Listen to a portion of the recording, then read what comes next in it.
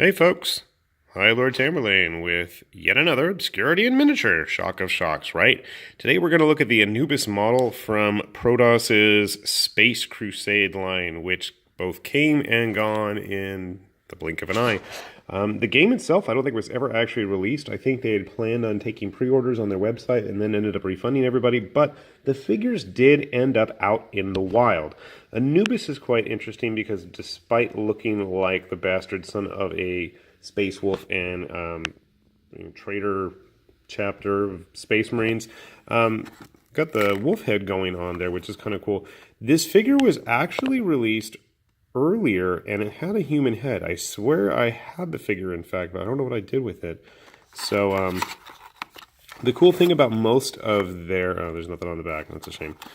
Most of these Space Crusade figures, at least the individual ones, were all Unicast figures. And if you're not familiar with Prodos or Archon, whatever they want to call themselves, their Unicast technology, it's basically a super flashy figure, and it's all one piece. The base is included, all kinds of details. So let's take a closer look at that as I try to not balance both the phone and opening the box with one hand. That ain't going to work, people. So upon opening up the box, this is what we're greeted to. A plastic bag, which is super exciting. Not really. A base, I was wrong, and a base topper that has our little figure attached to it. Hey, and you're totally out of focus. Let's get that fixed. There we go. So you can see a little bit better now. What the cool thing is like I said, this is all one piece. I didn't glue anything, just opened her up. At least I think it's a she. I know the original one was a she for sure. We're going to assume, well, we should never assume gender issues, but you know, whatever. For all intent and purpose, I think it is a she. I'm going to call it a she, so yeah.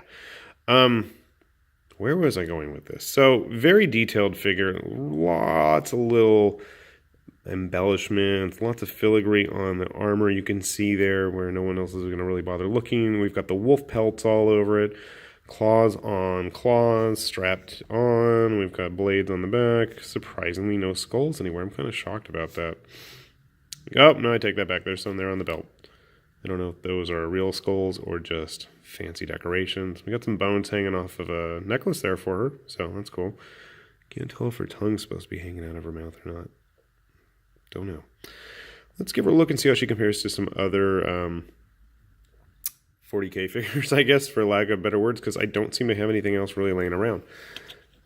Putting her on that base. I'm worried that with that base, it's going to be way too big.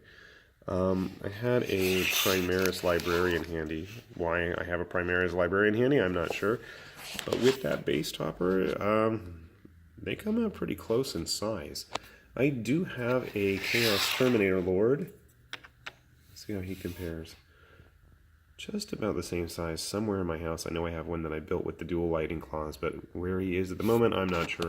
Actually, I think he's being painted at the moment, so yeah, we don't want to embarrass myself too much there. So, yeah, good size figure. She's a lot thinner than the GW stuff, but then again, the Primaris are pretty bulky as it is, and that poor Terminator Lord is quite outdated at this point. She's a cool sculpt. I guess, you know, if you painted her up in heroic colors and called her a guy, you might have a nice Space Wolf hero. Maybe it's a good Berserker stand-in. I mean, I think that's what they were, not the Berserker, Wolfen. The Wolfen. She'd make a good Wolfen stand-in. I know I keep referring to her as a she, but whatever. It. Let's go with an it. Gender neutral. So that might be a good Wolfen character. I could not stand the actual plastic ones. Then again, the original metal ones weren't any better. If I get rid of the base, well, they're still pretty comparable in size. So that's a good sign. She was it, they, he, she, it, they. Me was a pretty reasonable price. I want to say it was under 15, maybe 12. And if you're ever in the market for resin figures, you know, they do tend to run at least $10 to $20, somewhere in the price range. And for that kind of detail that you're getting on this figure, it is pretty impressive. I haven't even mentioned the base.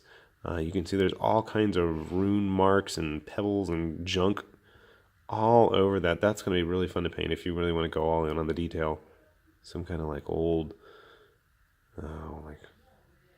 I don't know, hieroglyphics or something. Anyway, arcane runes. There is a little bit of flash hanging off under the arm there, in between some of the fingers. I think I'd brushed some of it off when I first popped the box open. But the cool thing with these Unicast figures is there's no real need to clean it up. For the most part, they're good to go. You can give it a quick wash to get all that release agent off, and give her a good spray, and you're pretty much good to go in terms of painting. Or, I mean, it's pretty much pick up and play just with these figures, which is kind of cool if you're not into the hobby building, converting, cleaning aspect that some people are. As I said earlier, there is another version of this figure out there in the wild. It has a female head on it, but otherwise I want to say it's the exact same figure.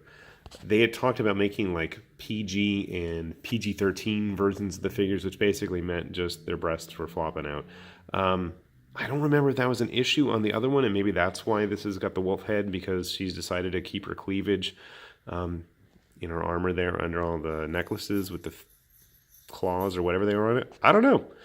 Oh, there's skulls here on top of her. I forgot about those. Anyway, interesting figure. Hopefully I will find some sort of a use for it. I will probably get to painting it at some point or another. If you've noticed on all the videos that I posted, I do tend to pick up a lot of canine, lycanthrope, werewolf, wolfen type characters, so this figure is going to fit right in perfectly with them. My plan was to do a King's War Vanguard all wolf skirmish warband, so we might still give that a try. I want to say that these figures are still available on Prodos's website. Hopefully they are. I'm going to include a link if I can find one, otherwise ignore what I'm saying right now.